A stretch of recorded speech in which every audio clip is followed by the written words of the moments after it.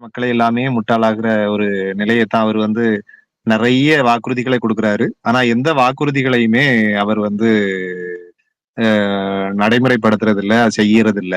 மக்களை வந்து மதவாதத்தாலும், அ மதவாதத்தால் மக்களை வந்து ஒரு ஒரு எதையும் சிந்திக்க விடாமல் தடுத்து, மக்களை வந்து வாக்கு வாக்கு அரசி வாக்குக்கு வாக்களிக்கும் இதுக்கு மட்டுமே அவர்களை பயன்படுத்திக் கொண்டு, அவர்களை ஒரு அடிமை போல பயன்படுத்தக்கூடிய ஒரு சூழ்நிலை தான் இந்திய மக்களை அவர் நினைத்துக்கிட்டு இருக்கிறாரு. மக்கள் வந்து எப்போதுமே அவர்கள் வந்து அவர்களுடைய அந்த மதவாத அரசியலுக்கு கட்டுப்பட்டு இருக்க மாட்டார்கள்ங்கிறது அவருக்கு புரியல. மக்கள் வெகுண்டெழுந்தால் அது பெரிய மாற்றத்தை ஏற்படுத்துங்கிறது நம்ம நெறைய வரலாற்றை பார்க்கும்போது நம்ம புரிந்து கொள்ள முடிகிறது. நமது சிறப்பு விருந்தினர் அவர்கள் வந்துட்டாங்க.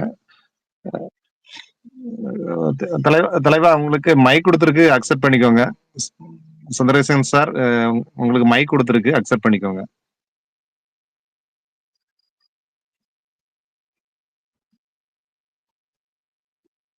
மைக் அக்செப்ட் பண்றதுல ஏதோ இஷ்யூ இருக்கு போல.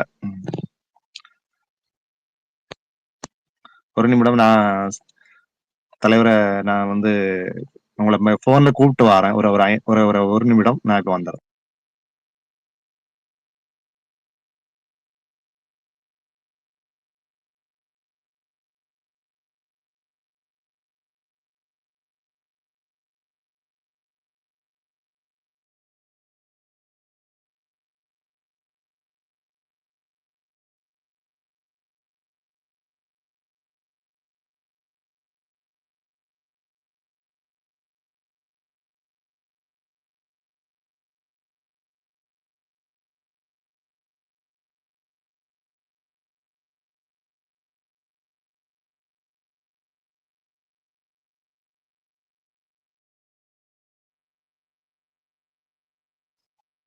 தலைவர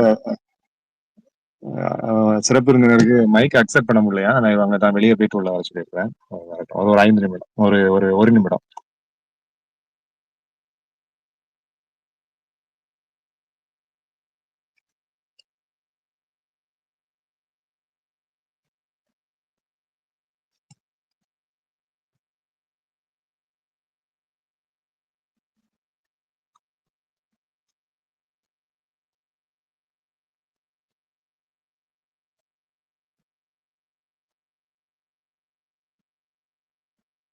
வணக்கம். உள்ள வந்துட்டேன்னு நினைக்கிறேன். ஆமாமாமா. அக்செப்ட் ஆயிடுச்சு. நமது இன்னைக்கு வந்து சிறப்பு விருந்தினராக நமது தமிழ்நாடு காங்கிரஸ் கமிட்டியினுடைய கலைப்பிரிவு மாநில தலைவரும், தமிழ்நாடு காங்கிரஸ் கமிட்டியினுடைய செய்தி தொடர்பாளருமான திரு சந்திரசேகரன் அவர்களை நான் ராஜீவ்காந்தி பஞ்சாயத்து ராஜ் சங்கத்தின் சார்பாக அன்போடு வரவேற்கிறோம். இன்னைக்கு வந்து அவர்கள் வந்து இந்த தலைப்புல இந்தியர்களை முட்டாளாக்கிய மோடியின் வாக்குறுதிங்கிற தலைப்புல இன்னைக்கு வந்து நம்மளோட கருத்து பகிர்வு செய்வதற்காக வருகை தந்திருக்கிறார்கள். அவருடைய கருத்து பகிர்வை செய்யுமாறு நான் அன்போடு வரவேற்கிறேன். வேற யாராவது வரவேற்போ அல்லது வேற யாராவது ஒருத்தர் இது பண்றாங்களா? நீங்க தான் இன்னைக்கு சீஃப் கெஸ்ட், நீங்க தான் பேசணும். இன்ட்ரோ ஏதாவது வேற ஏதாவது இன்ட்ரோ என்ன இன்னும் யாராவது வருவாங்களா இல்ல ஆரம்பிச்சிடலாமா? ஆரம்பிச்சிருக்க நீங்க ஆரம்பிச்சிருங்க, நம்ம தோழர்கள் இணைஞ்சுக்குவாங்க. இது ரெக்கார்ட் ஸ்பேஸ் தானே, பிரச்சனை. Okay okay okay. அனைவருக்கும் வணக்கம். இந்த ராஜீவ்காந்தி பஞ்சாயத்து ராஜ் சங்கத்தின் சார்பாக இந்த கலந்துரையாடல் நிகழ்ச்சியை ஒருங்கிணைத்துக் கொண்டிருக்கின்ற நண்பர் ஆண்டோ பொன்னையா மற்றும் நிர்வாகிகள் அனைவருக்கும் முதல் என்னுடைய நன்றி கலந்த வணக்கத்தை தெரிவித்துக் கொள்கிறேன். பேசும்போது கூட சொன்னீங்க, நீங்க நேற்று முட்டாள்கள் தினம் வைத்திருக்கணும்னு சொன்னீங்க. மோடி ஆட்சி தொடரும் ஒவ்வொரு நாளும் முட்டாள்கள் தினமாகத்தான் நம்ம எடுத்துக்கணும். அதனால என்னைக்கு வேணா வைக்கலான்றதுதான் என்னுடைய கருத்து.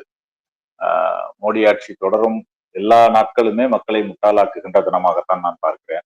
அந்த வகையில நேற்றாக இருந்தாலும் சரி, இன்றாக இருந்தாலும் சரி, நாளையாக இருந்தாலும் சரி, அதை அப்படித்தான் எடுத்துக்கொள்ள வேண்டும்.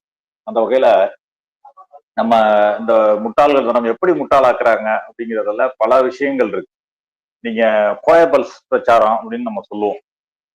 எல்லோரும் கோயபல்ஸ் பிரச்சாரம், கோயபல்ஸ் பிரச்சாரம், கோயபல்ஸ் பிரச்சாரம்ன்றது வெறும் பொய் சொல்லுவாங்க அப்படின்ற மாதிரிதான் நம்ம நிறைய பேர் நினைச்சிட்டு இருக்கோம். அதுல பல தத்துவம் இருக்கு. கோயபல்ஸோட அவர் தத்துவம் என்பது 9 தத்துவங்கள். அதுல பாத்தீங்கன்னா, பொய்யை மீண்டும் மீண்டும் சொல்லுங்கள், அது ஏற்றுக்கொள்ளப்படும் வரை. நாட்டில் என்ன பிரச்சனை நடந்தாலும் எதிர்க்கட்சிகளை குற்றம் சொல்லுங்கள். எவ்வளவு பெரிய தவறையும் தேசத்தின் பாதுகாப்பு என்ற பெயரில் நியாயப்படுத்துங்கள். ஊடகங்களை கையில் வைத்துக் கொண்டு பொய் பிரச்சாரத்தை தொடர்ந்து மேற்கொள்ளுங்கள். எல்லா விதமான உண்மைகளுக்கும் ஒரு பொய்க்கதையை புனைந்து அதை அதை சமூகத்தில் உலவ விடுங்கள். நம் கருத்துக்கு எதிராக இருப்பவர்களை எல்லாம் தேச துரோகிகள் என சொல்லுங்கள்.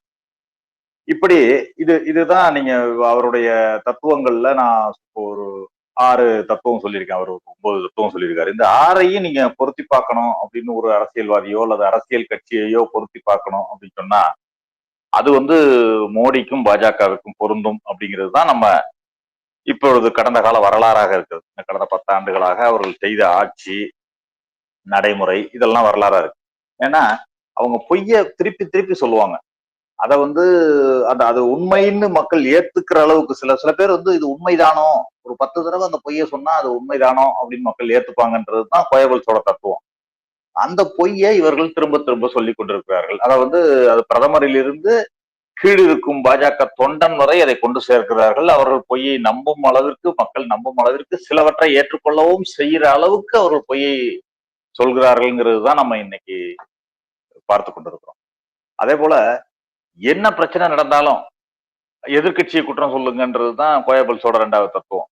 இன்றைக்கு பாருங்க, நீங்க வந்ததிலிருந்து எடுத்துக்கொண்டால் பாராளுமன்றத்துல நேரு எதை எடுத்தாலும் நேரு அவர்கள் தவறு செய்து விட்டார், காங்கிரஸ் கட்சி வாக்கு வங்கிக்காக செய்கிறது, காங்கிரஸ் கட்சி இதை செய்து விட்டது, காங்கிரஸ் கட்சியினால் நீ 10 வருடங்களில் என்ன செய்தாய் என்று சொல்வதற்கான எந்த யோகிதையும் இல்லாத இந்த ஒரு அரசு, எந்த அருகதையும் இல்லாத இந்த அரசு, பிரதமர் மோடி, நேரு, இந்திரா காந்தி இவர்களை குறை சொல்லியே ஒரு 10 வருடங்கள் ஓட்டி விட்டார்கள். இப்பொழுதும் அதையே செய்து கொண்டிருக்கிறத நம்ம பார்க்கிறோம். அடுத்தது, எவ்வளவு பெரிய தவறையும் தேசத்தின் பாதுகாப்பு என்ற பெயரில் நியாயப்படுத்துங்கள்னு சொல்றாங்க. நீங்க அதை நிறைய பார்த்திருக்கோம். நம்ம எல்லா தவறையும் நீங்க ஒரு பண மதிப்பிழப்பு நடவடிக்கைக்கு என்ன சொன்னாரு மோடின்றதை நம்ம பார்த்தோம். எனக்கு ஒரு 50 நாள் டைம் கொடுங்க, இந்திய நாட்டில் உள்ள கருப்பு பணத்தை எல்லாம் ஒழித்து விடுங்க, இந்திய நாடே சுபிட்சமாக போகிறது. அதுக்கு எப்படி நியாயப்படுத்தினாங்க? இதுல ஏடிஎம்ல நின்று இறந்தவர்களை எல்லாம் பார்த்து என்ன சொன்னாங்க? நாட்டின் ராணுவத்தில இருந்து எல்லையில் பாதுகாக்கும் ராணுவ வீரன் இருக்கவில்லையா ஏடிஎம் கியூல, அவன் நின்று நம்ம நாட்டை காக்கவில்லையா? அது மாதிரிதான் நம்ம சிலவற்றை பொறுத்து கொள்ள வேண்டும் சொன்னாங்க. ஆனா இன்றைக்கு வரைக்கும் அந்த பணமதிப்பிழப்பு நடவடிக்கையினால், டிமானிட்டேஷன் என்று சொல்லப்படுகின்ற அந்த பணமதிப்பிழப்பு நடவடிக்கையினால் என்ன நாட்டுக்கு என்ன நன்மை விளைந்தது என்று ஒரு ஒயிட் பேப்பரோ ஏதோ ஒரு அறிக்கையோ கொடுத்திருக்கார்களா என்று சொன்னால் இல்ல. அதை விட்டு விட்டு அடுத்த இதுக்கு போயிட்டாங்க. அதாவது ஃபெயிலியர், அட்டர் ஃபெயிலியர். அதாவது மோடியின் பிரெயின் சைல்டு என்று சொல்லப்பட்டது அதுதான். ஆனா அது அட்டர் ஃபெயிலியர். ஆனா அந்த ஃபெயிலியரை மறைக்கிறதுக்கு அடுத்த ஒரு விஷயத்துக்கு அவங்க போயிட்டாங்க. இதுதான் அவர்கள் தொடர்ந்து செய்து கொண்டிருக்கிறது. அது இதை எதுக்காக சொன்னாங்கன்றது நான் சொல்ல வந்தேன். அதாவது தேச பாதுகாப்புன்றதை தான் அவங்க அடிப்படையா வச்சாங்க. நாட்டுல தீவிரவாதிகள்கிட்ட கருப்பு பணம் புழங்குது, அதையெல்லாம் நம்ம இது பண்ணணும்னா, இப்ப என்ன தீவிரவாத தாக்குதல் காஷ்மீரிலோ அல்லது வேறு இடங்களிலோ இந்த பண டிமானிட்டேஷன்னால குறைஞ்சதா என்று கேட்டால் 1% கூட இல்லை. அதனால இல்லை. அதுதான் வரலாறு. ஆக இவர்கள் அடுத்ததுக்கு எடுத்தீங்கன்னா ஊடகங்களை கையில் வைத்துக் கொண்டு பொய் பிரச்சாரத்தை அது தொடர்ந்து செஞ்சுட்டு இருக்காங்க. ஊடகங்கள் ஃபுல்லா, வட இந்திய ஊடகங்கள் ஃபுல்லா அவர்கள் கையில் இருக்கிறது. மோடி அவர்கள் என்ன செய்தாலும் அதனை ஆகா ஓஹோ என்று புகழ்வதைத்தான் வாடிக்கையாக வைத்திருக்கிறார்கள். அதை தொடர்ந்து செய்து கொண்டிருக்கிறார்கள். அது மாதிரி எல்லா உண்மைகளுக்கும் ஒரு பொய் கதையை புனைகிறது. ஏதாவது ஒரு பொய் கதை ஏதாவது ஒண்ணு சொல்லுவாங்க, அதை சுத்திலும் ஒரு பொய் கதையை சொல்லுவாங்க. கதையை சொல்லி அதை உழவ விட்டு ஏன் ஒரு பாட புத்தகத்திலேயே, கர்நாடக மாநிலத்துல ஒரு பாட புத்தகத்திலேயே சாவர்கர் அந்தமான் சிறையில் இருந்து புல்புல் பறவை மூலமாக வெளியில வந்துட்டு போனாருன்னு ஒரு ஒரு தகவலை எழுதியிருந்தாங்கன்னா எந்த அளவிற்கு அவர்கள் பொய்க்கதைகளை புனைவதில் வல்லவர்கள்ன்றதை நம்ம பார்க்கலாம். இதையும் தொடர்ந்து அது மாதிரி ஏதாவது நாம் பேசினோம் என்று சொன்னால் எதிர்கட்சிகள் நம் சமூகத்துக்கு எதிராக இருப்பவர்கள் எல்லாம் தேச துரோகிகள்னு சொல்லுங்கன்னு சொல்லியிருக்காரு. அதை பாத்தீங்கன்னா நீங்க என்ன செய்தாலும் சரி, நாம் ஒரு அரசை குறை சொன்னாலோ அல்லது பிரதமரை குறை சொன்னாலோ அவர்கள் எல்லாம் தேச விரோதிகளாக சித்தரிக்கப்பட்டார்கள் என்பதையும் நம்ம பார்த்தோம். இவர்கள் எல்லாம் தேசத்துக்கு எதிரானவர்கள், இவர்கள் தேசத்துக்கு விரோதமாக செயல்படுகிறார்கள் இப்படின்னு திரு ராகுல் காந்தி அவர்களிலிருந்து கீழே உள்ள எல்லோரையும் அவர்கள் கிரிட்டிசைஸ் பண்ணதெல்லாம் நம்ம பார்த்தோம். இப்படி தொடர்ந்து அவர்கள் வந்து அதாவது கோயபல்ஸோட சிஷ்யர்கள்னு சொல்லக்கூடாது கோயபல்ஸாகவே மாறி ஆட்சியை செய்து கொண்டிருக்கிறார்கள். கோயபல்ஸ் தத்துவத்தை வைத்து ஹிட்லர் ஆட்சி செய்ததா தான் நம்ம பார்த்திருக்கோம். ஆனா இன்றைக்கு கோயபல்ஸே ஆட்சி செய்து கொண்டிருக்கிறார் அப்படிங்கிறத நம்ம பார்க்கிறோம். அதுதான் இன்றைக்கு மக்களை முட்டாளாக அடித்துக் கொண்டிருக்கிறார்கள். அதே கோயபல்ஸுடைய தத்துவத்தை வைத்து ஆட்சி செய்த ஹிட்லருக்கு என்ன நடந்தது அப்படிங்கிறத நம்ம பார்த்தோம். ஹிட்லர் என்ன பண்ணாருன்னா சர்வ எல்லா அதிகாரங்களையும் தன் கையில வச்சுக்கிட்டு ஊழலற்ற ஆட்சி அப்படின்னு பேரு, புலால் உண்ண மாட்டாரு, புகைப்பிடிக்க மாட்டாரு, தாயை தெய்வமான போற்றியவர், இப்படி எல்லாம் அவரை பத்தி ஒரு ஒரு ஒரு புகழுரைகளை வந்து வெளியில விட்டாங்க. தொடர்ந்து நாய் உள்ளிட்ட தான் வளர்த்த நாய் உள்ளிட்ட எல்லா உயிர்களையும் மனதார நேசித்தார். அது உண்மையிலேயே அவர் செய்ததாகத்தான் இன்று வரை அந்த கதைகள் புனையப்பட்டிருக்கிறது. ஆனால் மனித உயிர்களை என்ன பண்ணாரு, நாயெல்லாம் பாதுகாத்தாரு, இதெல்லாம் பண்ணாருன்னு அவரை பத்தி உலாவ விட்டாங்க. ஆனா மனித உயிர்களை வந்து பல உயிர்களை வாங்கியதை பலிகடா ஆக்குனதெல்லாம் நம்ம பார்த்தோம். பல ஆயிரம் பேரை வந்து குறுகிய ஒரு சின்ன அறைக்குள்ள அடைச்சு அதுல விஷவாயுவை செலுத்தி கொன்ற விஷயத்தெல்லாம் பார்த்தோம். அவருக்கு என்ன நடந்துச்சு வரலாற்றுல அவரோட தனிப்பட்ட பண்புகள் பேசப்படவில்லை. இன்றைக்கு அதைத்தான் நம்ம பார்க்கணும். அவர் என்னதான் தனிப்பட்ட முறையில நல்ல பண்புடைய மனிதராக இருந்திருந்தாலும் கூட அவருடைய தனிப்பட்ட பண்புகள் பேசப்படவில்லை. ஆட்சியாளராக அவர் செய்த கொடுமைகள் தான் இன்றளவும் நாம் பேசிக் கொண்டிருக்கிறோம், வரலாறு பேசுகிறது, அவருடைய அடையாளமாக பேசுகிறது.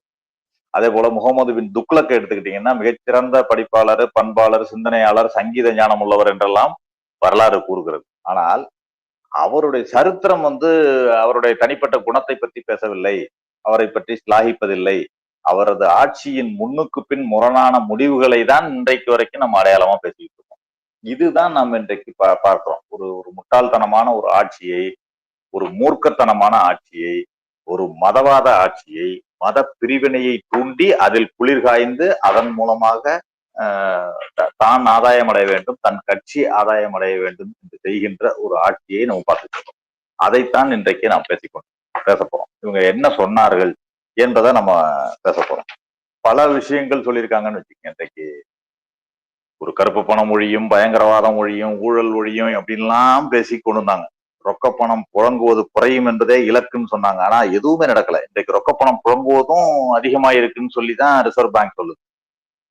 ஜிஎஸ்டி குழப்பம் எவ்வளவு அவர்கள் செய்ததெல்லாம் ஜிஎஸ்டி குழப்பம். அது மூலமா கிட்டத்தட்ட பல லட்சம் கோடிய கார்பரேட்டுகளுக்கு தான் அவங்களுக்கு வரிச்சலுகை கொடுத்தாங்களே தவிர, வருமான வரி அவங்களுக்கு குறைத்தார்களே தவிர, ஏழைகளுக்கு இந்த ஆட்சி எந்த கரிசனத்தையும் காட்டவில்லை, அவர்களுக்கு எந்த நன்மைகளும் கிடைக்கவில்லை என்பதைத்தான் நம்ம இந்த 10 ஆண்டுகள் 11 ஆண்டுகளை நம்ம பார்க்கிறோம். அவர் சொன்னதுல ஒரு 2-3 கருத்துக்களை எடுத்தோம்னா, இந்திய பொருளாதாரம் 5 டிரில்லியன் அளவிற்கு உயரும் அப்படின்னு ஒரு கருத்தை அவர் முதல்ல சொன்னார். ஆனா என்ன அளவுக்கு வந்திருக்கு அப்படின்னு பார்த்தோம்னா, இன்றைக்கு வரைக்கும் மோடியுடைய ஆட்சியில 3 டிரில்லியனை தாண்டவில்லை. இதுதான் இன்றைக்கு வரைக்கும் நடந்திருக்கு மோடியுடைய ஆட்சியில. அதே போல வெளிநாட்டில் இருந்து கருப்பு பணம் எல்லாம் மீட்கப்படும்னு சொல்லி அது மட்டும் இல்ல, இந்த 15 லட்சம் ஒவ்வொரு வங்கி கணக்கிலும் போடும் அளவிற்குன்னு சொன்னாங்க. அதை கூட மாத்தி சொன்னாங்க. நாங்க போடுறோம்னு சொல்லல, போடும் அளவிற்கு இருக்குன்னு சொன்னாங்க. சரி, போடும் அளவிற்கு இருக்கிறதோ போடுறேன்னு சொன்னீங்களோ, ஆனால் இன்று வரை அந்த வெளிநாட்டில் இருந்த கருப்பு பணம் எவ்வளவு மீட்கப்பட்டது, எவ்வளவை கொண்டு வந்தீர்கள் என்று கேட்டால் இதுவரை ஒரு பதில் இல்லை. அது போல வருடத்துக்கு 2 கோடி பேருக்கு வேலை வாய்ப்பு கொடுப்போம் அப்படின்னாங்க. வருடத்துக்கு 2 கோடி இல்ல, 10 ஆண்டுகள்லயே 2 கோடி பேருக்கு வேலை வாய்ப்பு கொடுக்கப்பட்டதா என்று கேட்டால் இல்லை. அல்லது இருந்த வேலையாவது எல்லாருக்கும் பாதுகாக்கப்பட்டதா என்று கேட்டால் இல்லை. 45 ஆண்டு காலத்தில் இல்லாத ஒரு வேலை வாய்ப்பின்மை இந்தியாவில் நிலவுவதா தான் டேட்டா சொல்லுது. அதுவும் அவருடைய பொய்களில் ஒன்று, அவருடைய கோயபல்ஸ் பிரச்சாரத்தில் ஒன்று, முட்டாள்களாக மக்களை ஆக்கியதில் ஒன்று. அதே போல 100 ஸ்மார்ட் சிட்டிகள் உருவாக்கப்படும் அப்படின்னாங்க. எங்க ஸ்மார்ட் சிட்டி என்று கேட்டால் இல்லை. ஸ்மார்ட் சிட்டி உருவாக்குவதில் ஏதோ ஒரு 1-2 இடங்களில் உருவாக்கி இருப்பதாக சொல்கிறார்கள். அந்த உருவாக்கியதிலும் ஊழல். அதை மறைக்க அடுத்த திட்டங்களை கொண்டு வருவதாகத்தான் பார்த்து இருக்கிறோம். அதே போல அதே போல பாத்தீங்கன்னா 2022க்குள் விவசாயிகளின் வருமானம் இரட்டிப்பாக்கப்படும் சொன்னாங்க. ஆனா விவசாயிகள் வந்து 1½ ஆண்டு காலம் தலைநகரில் போராடிய போதும் அவர்களை ஏறெடுத்து பார்க்காத அரசாகத்தான் இந்த அரசு இருக்கிறதே தவிர அவர்களுக்கு ஒரு குறைந்தபட்ச ஆதார விலையை கூட நிர்ணயிக்க அந்த அரசு வரவில்லை. ஆனால் இரட்டிப்பாக்கப்படும் அவர்களுடைய வருமானம்னு சொல்லிதான் வாக்கு கேட்டு ஆட்சிக்கு வந்ததை நாம் பார்த்தோம். அடுத்து 2019 புல்லட் ரயில் ஓடும் 2019 சொல்றாரு, அறிவிக்கிறாங்க. ஆனா புல்லட் ட்ரெயின் என்பதையே மறந்து போகக்கூடிய அளவிற்கு, மறக்கக்கூடிய அளவிற்கு இன்றைக்கு வந்தே பாரத் என்று சொல்லி ஒரு ஏழைகள் பயணிப்பதிலிருந்து அடுத்த ஸ்டெப் பணக்காரர்கள் பயணிப்பதற்காக ஒரு வந்தே பாரத் என்ற ரயிலை சொல்லி அதை ஏதோ மோடி தான் ட்ரெயினையே கண்டுபிடிச்ச மாதிரி எல்லா புல்லட் ரயிலும் இவர் தான் கொடியசைத்து துவக்கி வைக்கிற மாதிரி இன்றைக்கு நடந்து கொண்டிருக்கிறது. அதை பார்த்து கொண்டிருக்கிறோம். அதே போல ரூபாயின் மதிப்பு உயரும்னு சொல்லி உயர்த்துவோம், ரூபாயின் மதிப்பை டாலருக்கு நிகராக ரூபாயின் மதிப்பை உயர்த்துவோம்னு சொன்னார். ஆனா எப்படி உயர்ந்தது என்று பார்த்தோம் என்று சொன்னால் நம்முடைய ஆட்சி காலத்தில் நம்முடைய மன்மோகன் சிங் அவர்களுடைய ஆட்சி இறங்கும் பொழுது 50 ரூபாயாக இருந்த 52 கிட்ட அருகில் இருந்த ரூபாயின் மதிப்பு இன்றைக்கு 85 ரூபாயாக. பொய்யான திட்டங்கள், பொய்யான உருவகங்கள். என்னென்றால் மோடி அவர்களே, நீங்க முதல்ல ஒரு பேசிக் பார்க்கணும். பிரதமர் நேரு அவர்கள் எல்லாம் நம்மளுடைய பிரதமராக உருவானவர் எல்லாம் அவர் வந்து அடிப்படையிலேயே மிகப்பெரிய ஒரு ஜனநாயகவாதி மட்டுமல்ல, ஒரு மிகச்சிறந்த ஸ்டேட்ஸ்மேன் மட்டுமல்ல, ஒரு பெரிய ஒரு பணக்காரராக இருந்து ஏழை மக்களை புரிந்து கொண்டு ஏழை மக்களுக்காக உதவியதை பார்த்தோம். இன்றைக்கு ஏழை தாயின் மகன் என்று சொல்லிக்கொண்டு தன்னை உருவகப்படுத்தி கொண்டு குஜராத் மாடல் என்று ஒரு பொய்யான மாடலை கட்டமைத்து அந்த ஏதோ ஒரு கிராமப்புறங்களில் இருக்கும் மக்கள் கூட ஏதோ குஜராத்ல ஏதோ பாலாறும் போனாரும் ஓடுது போல இருக்கு என்று நினைத்து அவருக்கு வாக்களித்தால் அவர்களை எல்லாம் ஒரு ஏமாற்றத்திற்கு உள்ளாக்கிய ஒரு பிரதமரை பார்த்து கொண்டிருக்கிறோம். ஒவ்வொரு தேர்தலுக்கும் எதையாவது ஒரு கட்டமைப்பை, ஒரு தேர்தலுக்கு புல்வாமா தாக்குதலை கொண்டு வந்து தேசத்தின் பாதுகாப்பை உறுதி செய்ய வேண்டும் என்றால் நான் பிரதமர் மோடி தான் இருக்கணும், 56 இன்ச்சு பிரதமர் மோடி தான் தேசத்தை காப்பாற்றுவார் என்ற ஒரு கட்டமைப்பு. நம்ம இந்தியா முழுக்க அந்த உணர்ச்சி வசப்பட்டு அவருக்கு அந்த வாக்குகள் சென்றதை பார்த்தோம். அது கொஞ்சம் கொஞ்சமாக விலகி கொண்டிருக்கும் நேரத்துல வேறொரு விஷயத்தை கொண்டு வருவாங்க.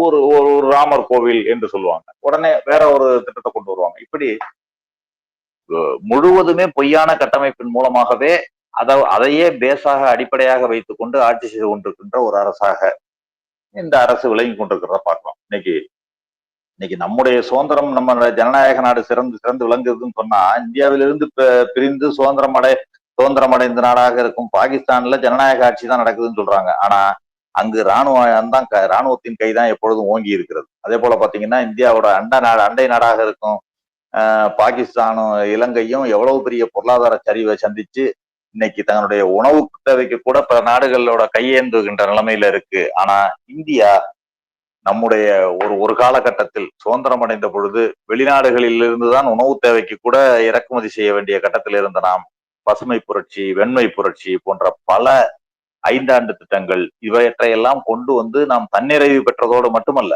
இன்றைக்கு உணவு கூட நம்ம வெளிநாடுகளுக்கு ஏற்றுமதி செய்யக்கூடிய அளவிற்கு வளர்ந்திருக்கிறோம் என்று சொன்னால் அது காங்கிரஸ் ஆட்சி போட்ட அடிப்படை விதை என்பதை உணர வேண்டும். அது மக்களிடம் நாம் எடுத்து சொல்ல வேண்டிய தேவையும் கடமையும் நம்மளுக்கு இருக்கு அப்படிங்கிறத நான் உண்மையிலேயே நான் சொல்லணும்னு நினைக்கிறேன்.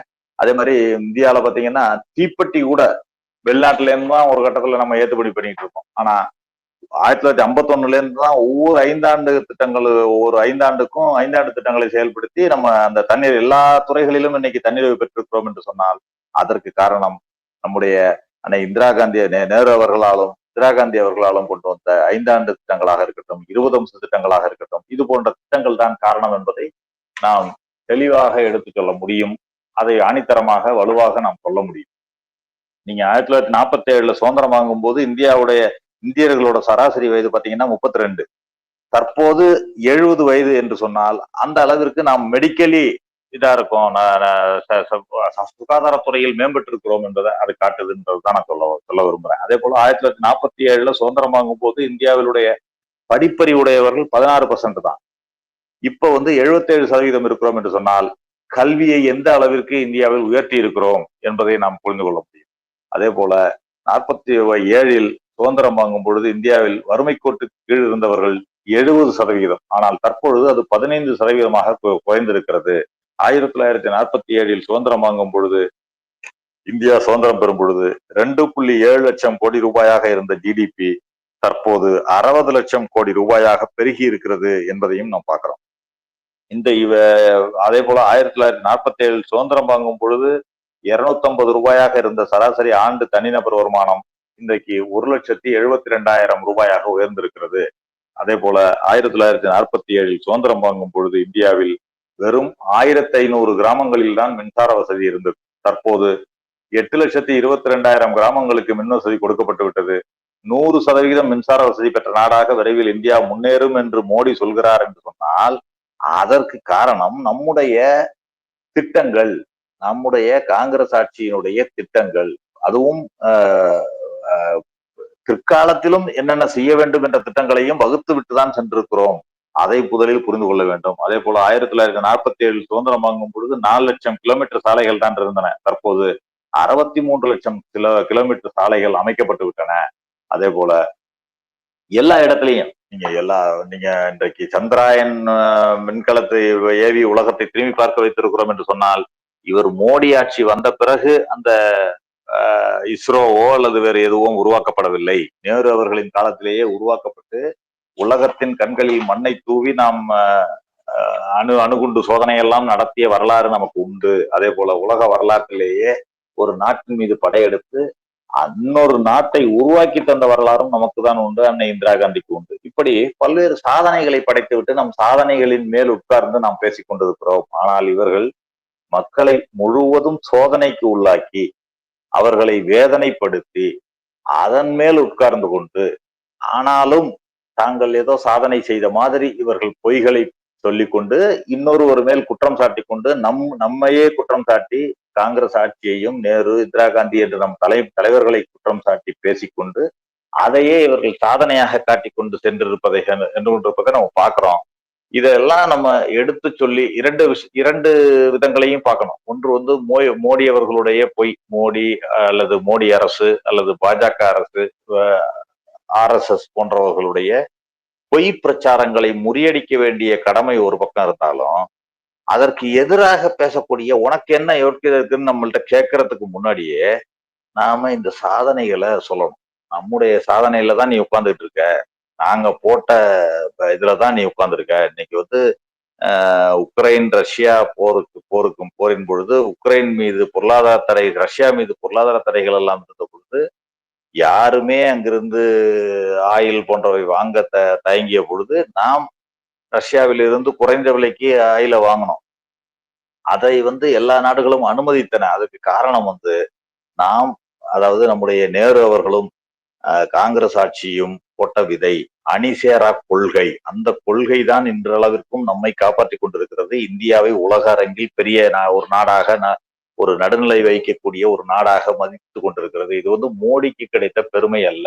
மோடி போய் இருந்து அவரால் 2014 தான் இந்தியாவே சுதந்திரம் அடைந்த மாதிரி இவர்கள் எல்லாம் பேசிக் கொண்டிருக்கிறார்கள். ஆனால் இந்தியா சுதந்திரம் பெற்று 60 ஆண்டுகளில் நம்முடைய காங்கிரஸ் ஆட்சி ஒவ்வொரு விதமாக இந்தியாவை செதுக்கி, இந்தியாவை ஒரு மதச்சார்பற்ற நாடாக செதுக்கி இந்தியாவை உலக அளவில் முன்னேற்றி கொண்டு சென்ற பெருமை நமக்குத்தான் சேரும். அதனால இரண்டு விதமாக நான் இந்த நேரத்துல சொல்ல விரும்புறேன். அதாவது கன்க்ளூஷனுக்கு, இந்த கலந்துரையாடலின் கன்க்ளூஷனை நான் சொல்ல விரும்புறது, ஒன்று, ஒரு பொய்களை மட்டுமே வைத்து அதை மூலதனமாக வைத்து அதை பெரிய பிரச்சாரத்தில் ஈடுபட்டு இருக்கின்ற பாஜக ஒரு பக்கம். ஆனா நம்ம அவ்வளவு பெரிய சாதனைகளை செய்தாலும் வெளியில் சொல்லவில்லை என்பதும் ஒரு குறை.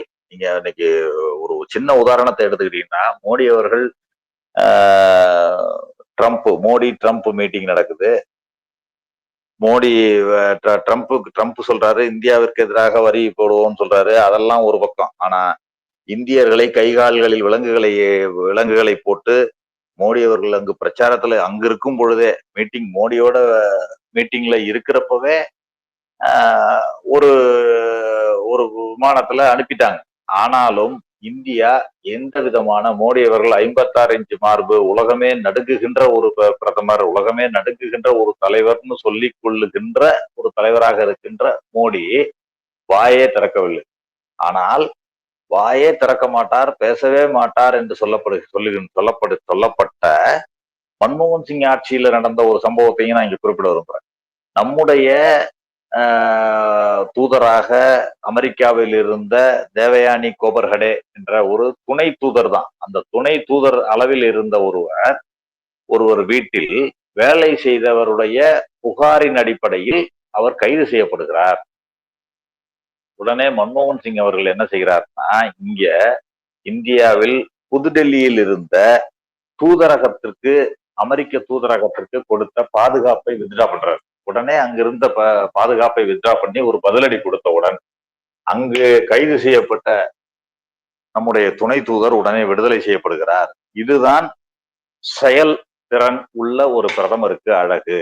ஆனால் நான் செயல்திறன் உள்ள பிரதமர், உலகத்தையே ஆட்டுவிக்கின்ற ஒரு தலைவர் என்று சொல்லிக்கொண்டு, ஆனால் எந்த விதமான ஒரு ஒரு மனிதாபிமானமற்ற முறையில் அனுப்பப்பட்ட இந்தியர்கள் அனுப்பப்பட்ட போது கூட வாய்மூடி மௌனமாக இருந்த ஒரு பிரதமராக மோடி இருந்த போதும் ஒரு உலகத் தலைவர் என்று இவர்கள் போற்றிக் கொண்டிருக்கிறார்கள். அதனையே ஊடகத்திலும் இதிலும் பரப்பிட்டு இருக்காங்க. நம்ம அதெல்லாம் முறியடிக்க வேண்டிய ஒரு கடமையும் பொறுப்பும் நம்மளுக்கு இருக்குங்கிறத நான் சொல்ல விரும்புறேன். அதாவது ஒரு பக்கம் மோடி அரசாங்கத்தினுடைய, பாஜகவினுடைய பின்னணியில் இருந்து இயக்குகின்ற RSSனுடைய முகமூடிகளை, அவர்களுடைய முகமூடி போட்டு செய்கின்ற பல செயல்களை நாம் அம்பலப்படுத்த வேண்டும். இன்னொரு பக்கம் நம்முடைய சாதனைகளை, இப்பொழுது நான் சொன்னேன்ல, அதாவது மோடி அவர்கள் ட்ரம்ப் செஞ்சதுக்கு எந்த ரியாக்டும் பண்ணாத ஒரு பிரதமராக இருக்கின்ற மோடிக்கும், ஆனால் பேசாமலேயே செயலில் காட்டிய பிரதமர் மன்மோகன் சிங்குக்கும் வித்தியாசத்தை நான் பார்க்கிறேன். இதே மாதிரி இந்திரா காந்தி அவர்கள் சென்ற பொழுது அமெரிக்க அதிபராக இருந்த பெயர் நினைவு வரவில்லை, அந்த அமெரிக்க அதிபரோடு உரையாடி கொண்டிருந்த பொழுது உங்களுடைய வெளியுறவுத்துறையிடம் நீங்க அறிவுறுத்துங்கன்னு சொல்லி ஒரு வார்த்தையை சொன்னதுக்கு எழுந்திருச்சு வந்துட்டாங்க. ஏன்னா எங்களுடைய வெளியுறவுத்துறை பத்தி அட்வைஸ் செய்யக்கூடிய வகையில் நீங்கள் இல்லை, அதற்கு தகுதி இல்லை, அதை செய்ய உங்களுக்கு அதிகாரம் இல்லைன்னு சொல்லி வெளியில எழுந்திருச்சு வந்த வரலாறுலாம் உண்டு. இந்திரா காந்தி அவர்கள் கோவப்பட்டு அதற்கு பிறகு சமாதானம் செய்தார்கள். அந்த இதெல்லாம் உண்டு. அதே மாதிரி ஒரு சேரை அட்ஜஸ்ட் பண்ணாரு.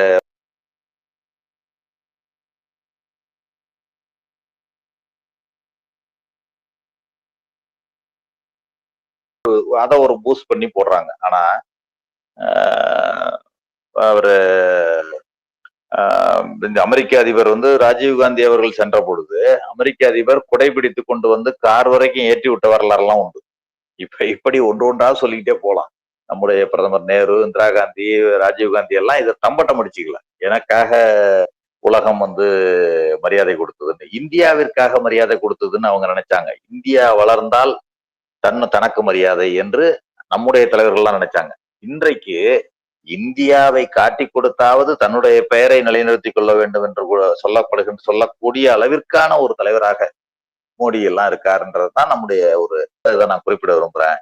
எனவே நம்முடைய தோழர்கள் குறிப்பாக இத்தகைய கம்பாரிசன், அதாவது மோடி ஆட்சியில நடந்த தவறுகள், அவர்களுடைய பொய்கள், அவர்களுடைய புரட்டுக்களை அம்பலப்படுத்துவதோடு மட்டுமல்லாமல் நம்முடைய ஆட்சியில் நடந்த சாதனைகளையும் வெளியில் சொல்ல வேண்டும்.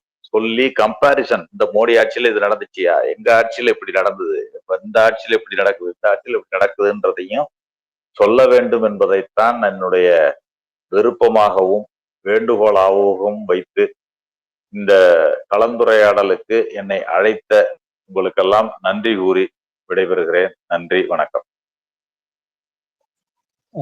நன்றி. நன்றி. மிக சிறப்பா இருந்துச்சு உங்களுடைய கருத்து பகிர்வு. தோழர்கள் யாருக்கும் தலைவர்கிட்ட ஏதாவது கொஸ்டின்ஸ் கேட்கணும்னா கேட்கலாம். நவீன் தோழர், உங்களுக்கு ஏதாவது கொஸ்டின்ஸ் இருக்கா? ஆமா தோழர். இவர் அழகா ஒரு வார்த்தையை சொன்னாரு. அவங்க எதுவுமே செய்யலைன்னாலும் விளம்பரப்படுத்தி செஞ்சதா காமிச்சிக்கிறாங்க. பேசிக்கிட்டே இருக்காங்க ஒரு விஷயத்த எல்லார் மனசுலையும் பதியறதுக்கு. நம்ம செய்யாம விட்ட ஒரே விஷயம், நம்ம செஞ்ச விஷயத்த பெருசா அட்வர்டைஸ் பண்ணல. ஆனா அது ரெப்ளிகேட் ஆச்சு. ஏன் நம்ம இவ்ளோ ஸ்ட்ராங்கஸ்ட் எக்கானமியா இருக்கோம்னா, எல்லாரையும் படிக்க வச்சோம். படிப்பு தான் ரொம்ப முக்கியம்னு எம்பசைஸ் பண்ணோம்.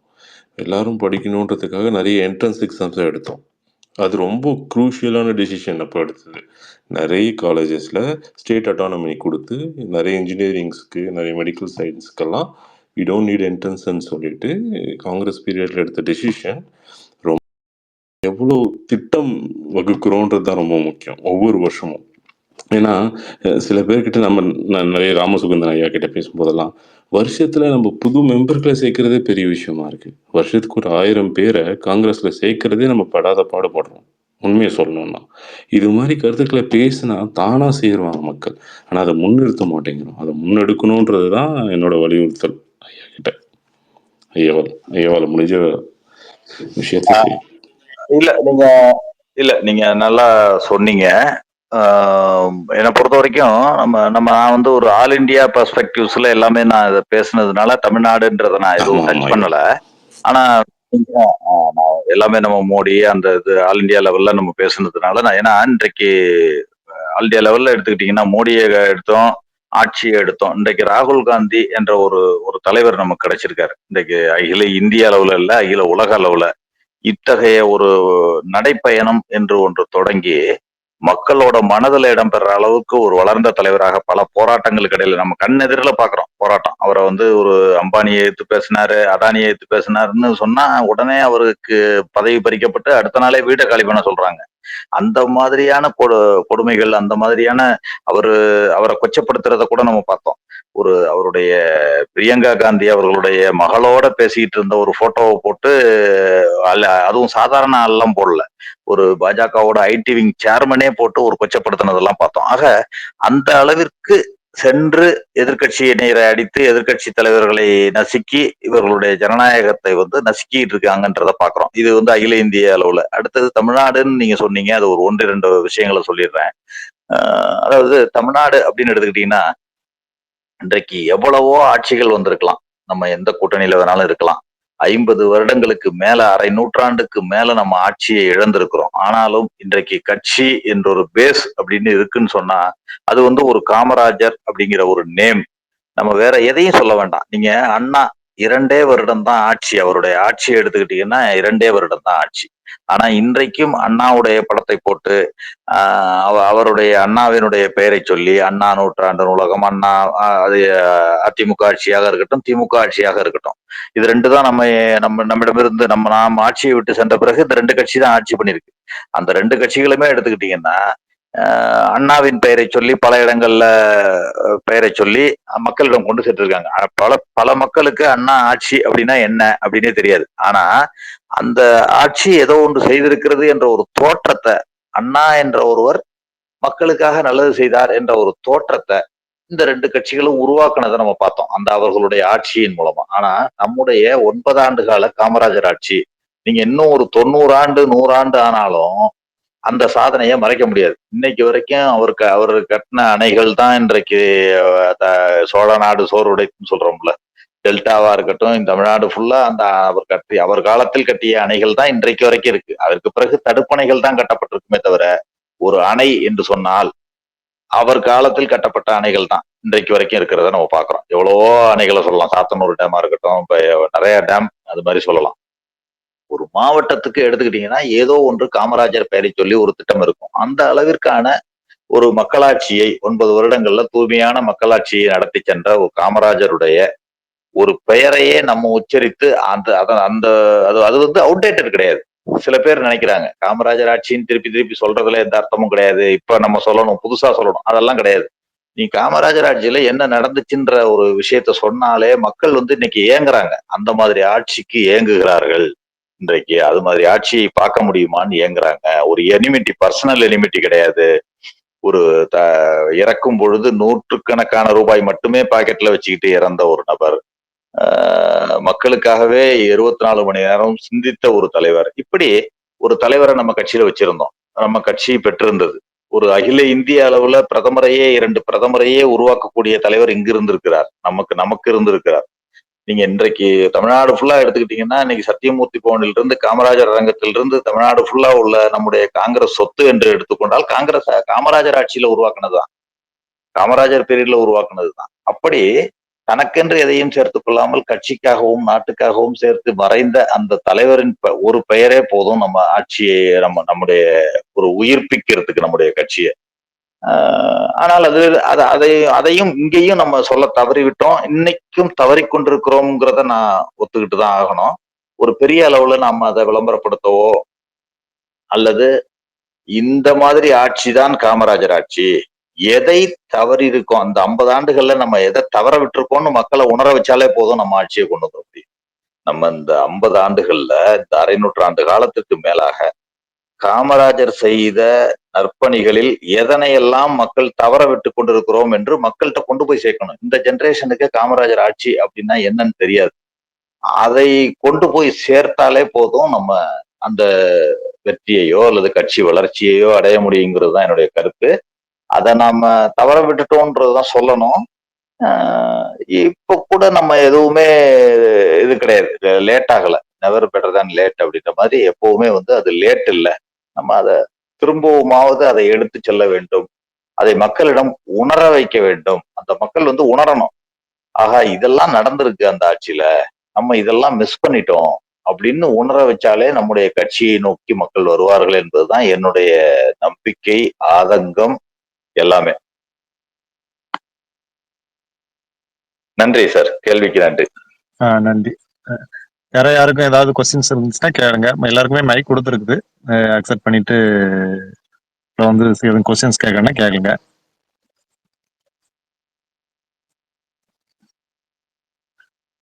மாடசாமி தோழர் மேல வாங்க.